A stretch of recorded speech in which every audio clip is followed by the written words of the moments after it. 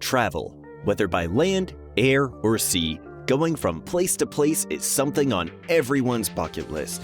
Everyone wants to see the world, but not a lot have the means to take their eyes for a ride around it. The ones fortunate enough to do so can share the moments they've captured with everyone they know, and at times even invite people with them to share time in these journeys. But land tends to get rocky and the sea is rogue as it can be, so traveling by the safest as well as the fastest mode of transportation is the best option, which is none other than air. Welcome to Mr. and Mrs. Rich. In this video, we'll be talking about private jet travel, who takes these babies for a ride, and where these people take them. Before we begin this video, please consider leaving a like and subscribe to our channel.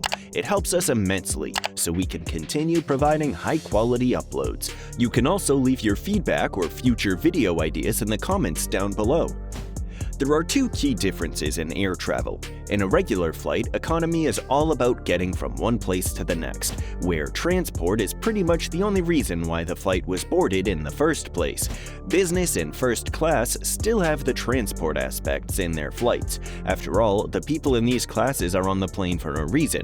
They receive better benefits like fine dining, extra space, and better seating. Thus, comfort is what dominates the upper classes in a commercial flight's cabin. Then, the two categories are transport and comfort, right? Well, no.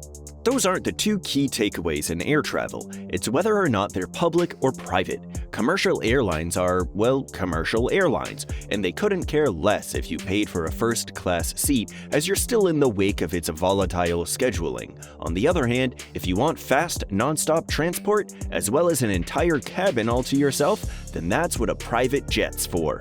But wait, jets are really expensive. No doubt they are, which is why only the rich and affluent ever bother owning them due to how convenient they can be. Even though they're the best way for anyone to get from point A to point B, the point is that each and every cent that comes into one of these things burn every second it's operational. An average private jet costs between $2 million to over $100 million, depending on the size and model. That's just the average jet prices, by the way, because there are billionaires who own more expensive ones or multiples of the average priced ones. If you ever buy one, it only makes sense that you make every cent you put into it count, given how most celebrities that own jets take the shortest flights you could imagine just for this notion. American media personality Kylie Jenner, for example, took a 17-minute flight from Van Nuys to Camarillo, Los Angeles, just because she could.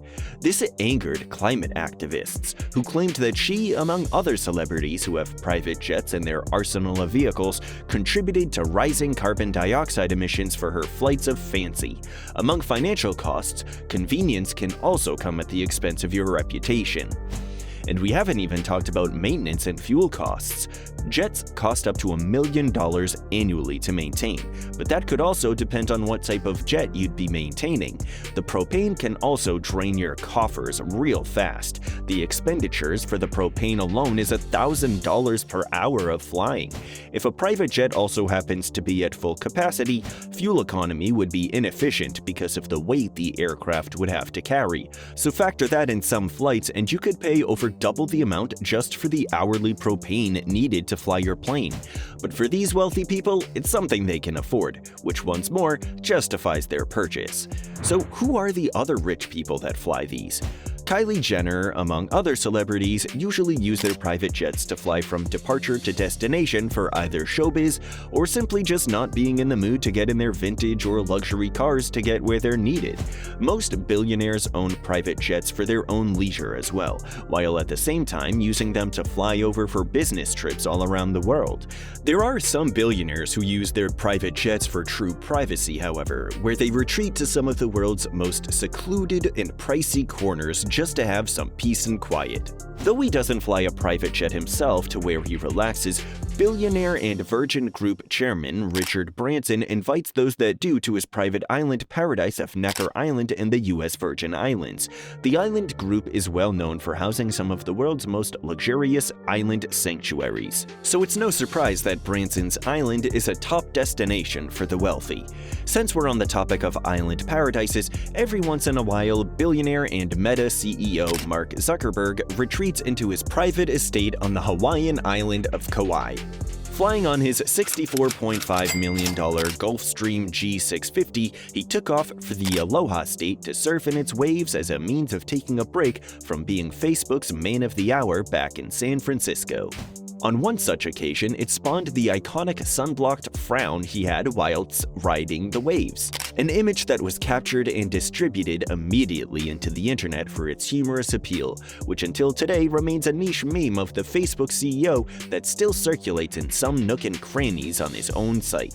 And finally, after reaching the subject of social media, why don't we talk about Twitter's CEO, who also happens to be the man behind SpaceX, Tesla, and PayPal, and the world's current richest man, Elon Musk?